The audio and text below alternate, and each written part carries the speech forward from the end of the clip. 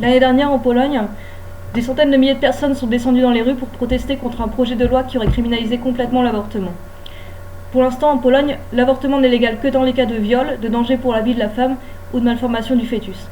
Il y a eu un mouvement de manifestation massif à l'échelle du pays qui a culminé par une journée de grève des femmes, suite à quoi nous avons obtenu le retrait de ce projet de loi. Mais il va falloir continuer le combat puisque maintenant c'est le droit à la contraception qui est attaqué.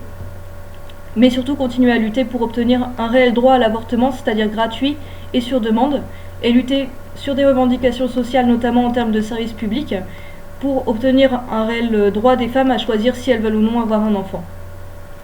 Dans un contexte où le droit à l'avortement peut être remis en question, par exemple par Trump ou par Marine Le Pen et François Fillon en France, il est important de discuter des expériences des luttes féministes et des revendications à mettre en avant. C'est pourquoi je viendrai de Cracovie le 12 mars, à la journée de lancement de la campagne Rosa, pour discuter de la situation des femmes en Pologne et des leçons à tirer de cette lutte. J'espère vous voir nombreux pour discuter du mouvement que nous avons traversé ici en Pologne.